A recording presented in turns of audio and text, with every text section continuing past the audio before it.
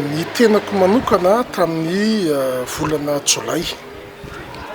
2024 dia nanoratra niona aloha tamin'ny Masovia Frantsay teto Madagasikara. Dia rehefa avy eo izy dia tsy nionona tamin'izay fa niteny izy hoe satria resako tamin'izay zany dia hoe inona no mba eritreritry ny Frantsay amin'ny zavatra nataony mikasika ny fandatsahana bomba tamin'ny faritra Vatovavy nandritra ny tolom-panafana nataon'ny Titandrazana tamin'ny fito amby efapolo. Dia izy moa tamin'izay nitsapatsapa hoe nareo ange tsy mitory ary nareo tsy nanao taratasy momba an'izany. Dia nanoratra taratasy dia napetrako ilay fitoriana arivo apetraka tao amin'ny Masovia Frantsay izy io tamin'ny 4 août 2014. Rehefa voapetrako le fitoriana zany dia tsotra hoe toriko ny gouvernemanta frantsay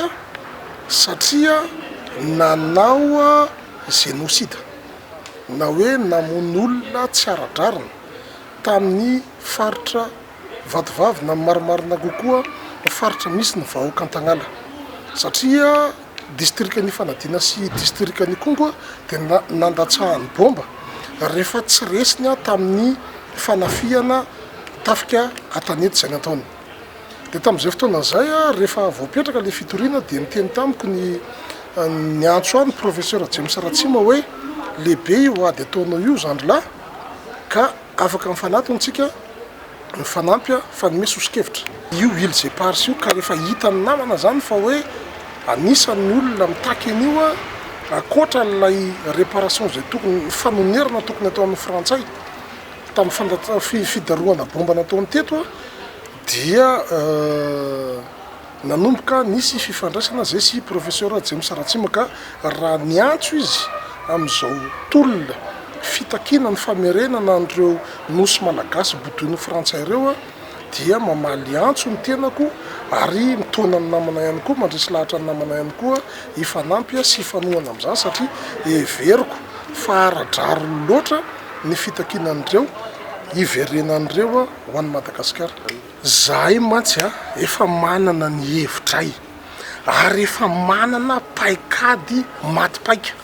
fa tsy mbola androsoana ihany le izy ho fatabahoakany sy ho hitanareo mpanao gazety dia tsotra miandry zahay zay ho ambaran'ny filohan'ny Repoblika satria izy no vovonana edin'ny lohany eto amin'ny firenena dia miandry zahay hoe inona no tenenin'ny filoha amaliny an'ireny tenin'ny Masovia Frantsay tao amin'ny lapan'ny tanàny ireny. Dia rehefa miteny ny filoha dia fantatray amin'izay zany hoe ay ve zay io zany ny hevitra ny fanjakana sy ny fomba fijerin'ny fanjakana. Dia raha ohatra moa ka mifanaraka ny fomba fijerinay tohananay ny filoha raha ohatra ka mifanipaka amin'izay eritreretinay satria zahay dia mibanjina hoe any malagasy io tombotsoan'ny malagasy no arovana Madagasikara no arovana dia tsy maintsy isy zany ny fifanoheran-kevitra raha ohatra ka hoe tsy mifanaraka amin'ny fomba fijerinay izay mitodika hatrany ny tombotsoa am-pirenena izay ny ambara na ny fanapahan-kevitra na ny fomba fahitany ny fitondrana n'ilay raharaha indrindraindrindra ny resaka nataon'ilay Masovia Frantsay ka tsy maintsy hipetraka amin'ny gouvernemanta zany amin'ny zoma fahenina ny volana Novambra dia hoenona eo ny valiny ary ampahafantaritsika amin'ny mpiray-tandrazana rehetra ihany koa ny ambaran'ny fitondrana manodidina an'io resaka io zany tsy adikevitra zany ka fantana tsy maintsy hipetraka eo zany ary teboka angeza be hiangano ny asa rehetra ho atao ny fomba fijery ny fanjakana momba an'io.